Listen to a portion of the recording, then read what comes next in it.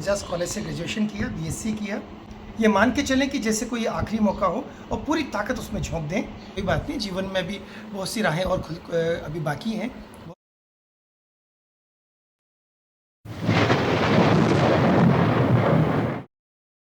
सफर में धूप तो होगी, जो चल सको तो चलो। सभी हैं भीड़ में, तुम भी निकल सको तो चलो। किसी के वास्ते राहें कहाँ बदलती हैं, तुम अगर खुद को बदल सको तो चलो। हेलो नमस्ते, मैं ईशा पंड्या और आज हमारे साथ मौजूद हैं young by heart, very talented, hard working, enthusiastic IAS officer और हमारे यूथ आइकन डॉक्टर नीरज के पवन।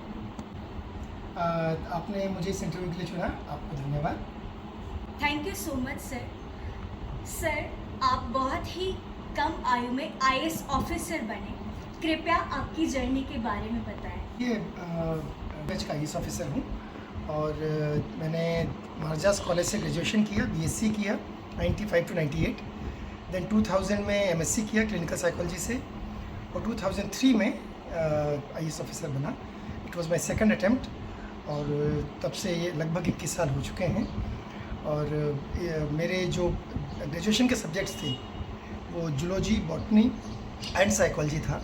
फिर क्लिनिकल साइकोलॉजी में ही एमएससी किया एंड साइको एंड फिलॉसफी। उस ज़माने में 2 सब्जेक्ट लेने होते थे आईएएस यूपीएससी के लिए, तो साइकोलॉजी एंड फिलॉसफी लेकर के 2003 में आईएएस बना। सर, अक्सर कहा जाता है कि प्लान बी जी एक बैकअप प्लान होना चाहिए। जी। आपने कभी सोचा कि अगर मैं आईएएस नहीं होता तो क्या होता? बचपन से केवल एक ही लक्ष्य रखा था और मैं आने वाली पीढ़ी के कई बच्चों को भी जो तैयारी कर रहे हैं उनसे भी कुछ आग्रह करना चाहूँगा कि प्लान बी और सी डी अपने आप होते चलेंगे। आपका लक्ष्य जो भी है, आपने जो भी अपना लक्ष्य संधान किया है उसमें पूरी ताकत उस समय उसमें लगा दें। मैंने अपनी अगर एग्जांपल दूँ तो मैंने कोई प्लान बी नहीं रखा था, मैंने कोई दूसरा एग्ज़ाम दिया भी नहीं, केवल आईएएस का ही दिया था और मुझे विश्वास था कि इसमें हो जाना चाहिए। तो जो नई पीढ़ी के बच्चे अभी तैयारी कर रहे हैं उनसे मेरा आग्रह है कि जो जिस एग्ज़ाम को जिस समय वो दे रहे हैं वो उनका first and foremost and last होना चाहिए। ये मान के चलें कि जैसे कोई आखिरी मौका हो और पूरी ताकत उसमें झोंक दें। परिणाम अगर आपके अनुकूल नहीं भी आता है तो ईश्वर अन्य राहें अपने आप खुलती चली जाएंगी। जीवन में कोई भी लक्ष्य अंतिम नहीं होता, लेकिन जो भी आपने लक्ष्य साधा है, जो आपने तय किया है, उसको वैसे ही तैयारी करके चले जैसे कि वो आखिरी हो। सर, आप किसे अपना आइडल मानते हैं? क्या आइडल होना ज़रूरी है? आपके विचार बताएं। देखिए, व्यक्ति का आइडल समय समय पे बदलते रहते हैं। जब हम तैयारी कर रहे थे उस समय कोई और थे और फिर धीरे धीरे जो जीवन में जिस प्रकार की घटनाक्रम और जो अनुभव आप संचित करते चलते हैं उससे के आइडल्स चेंज होते रहते हैं। लेकिन मेरा सब बच्चों से फिर ये आग्रह रहता है कि कोई ना कोई बीकन, कोई ना कोई ऐसा लक्ष्य स्तंभ जरूर रखें अपने जीवन में जिसकी ओर देख करके आप आगे बढ़ते चलें। आपके मन में हमेशा कोई ना कोई एक व्यक्ति, कोई विचार, कोई पुस्तक, कोई ऐसे होना चाहिए जो आपको सतत प्रेरणा देता रहे। जब कभी आप हारो, कभी टूटो, कभी आप निराश हों तो वो आपको मोटिवेट कर सके। तो ऐसा कोई ना कोई बिंदु अवश्य होना चाहिए। सर, वर्तमान में हर कोई एक प्रतिष्ठित नौकरी की चाह रखता है जी। और हर कोई चाह रखता है कि एक सरकारी नौकरी, और कई युवा साथी हमारे अपना पूरा जीवन झोंक देते हैं पढ़ाई के मेहनत में और जी।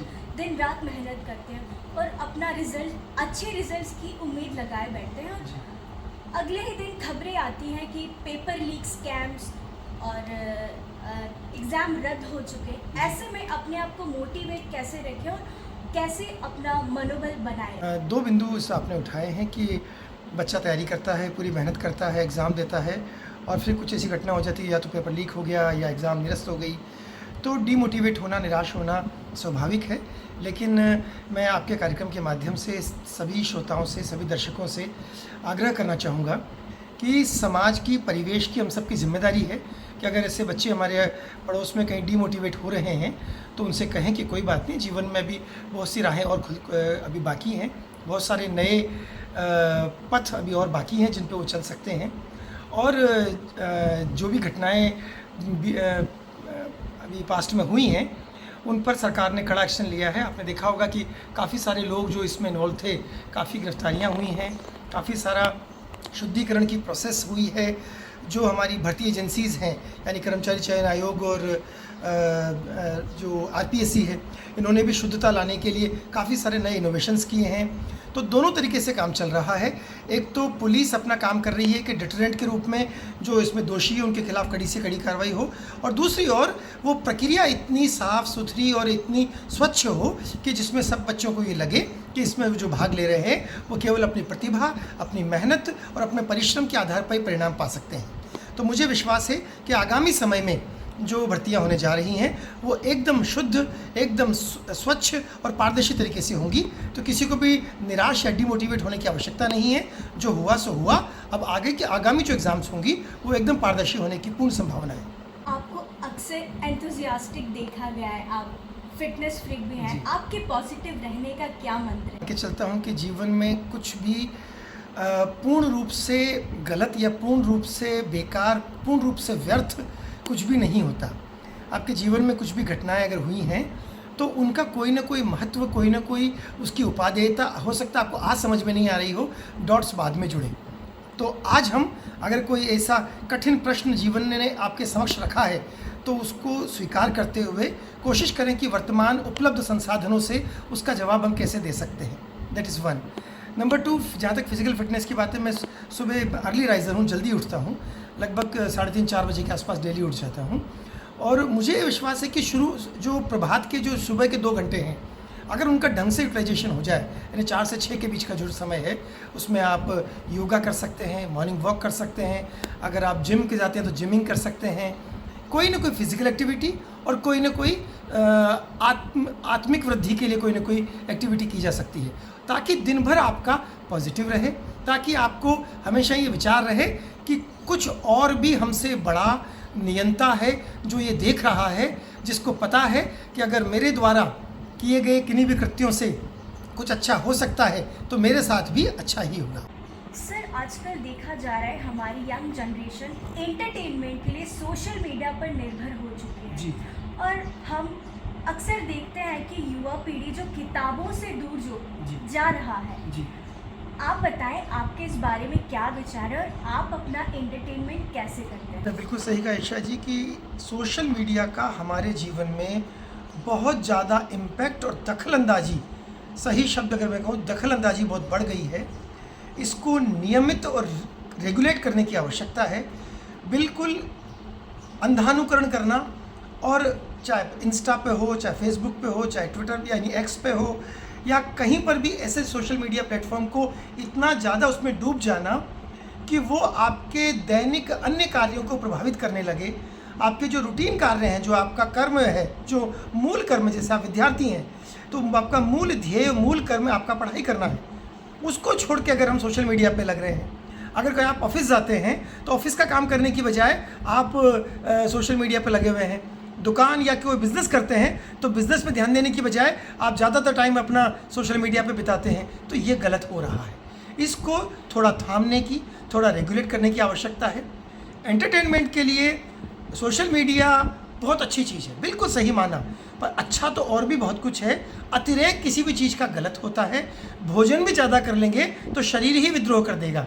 भोजन जिस प्रकार आवश्यक है उसी प्रकार सूचनाओं के लिए, मनोरंजन के लिए ये सोशल मीडिया प्लेटफॉर्म्स अच्छे हैं, किंतु सीमित मात्रा में। नई पीढ़ी को, पेरेंट्स को इस बात को समझना होगा कि ये टूल्स हैं, ये अब अंतिम चीज़ ना बन जाए, इनको टूल्स के रूप में ही यूज़ करें।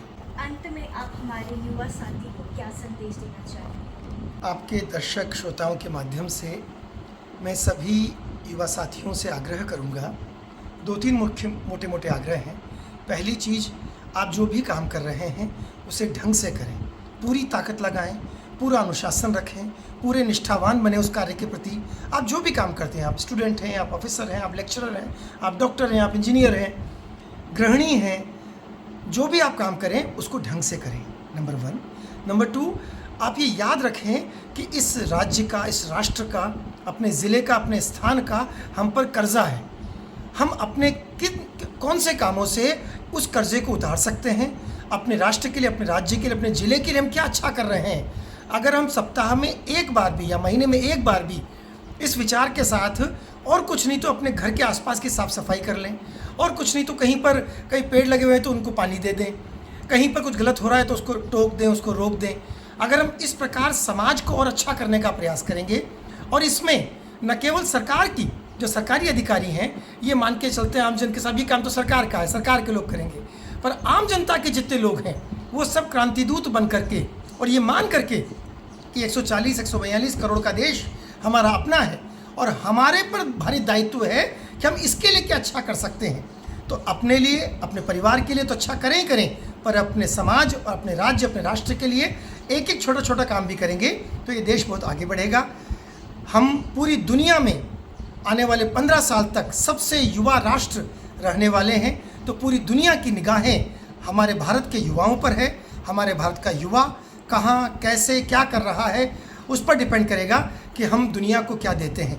मुझे विश्वास है हम सब मिल कर के कोशिश करें तो न केवल भारत को, पूरी दुनिया को हम दिखा सकते हैं कि हम सच में विश्वगुरु थे और आगे भी रहेंगे। आज हमारे साथ मौजूद थे संभागीय आयुक्त महोदय बांसवाड़ा डॉक्टर नीरज के पवन। बने रहिए, फिर मिलेंगे नए हस्ती के साथ। नमस्कार।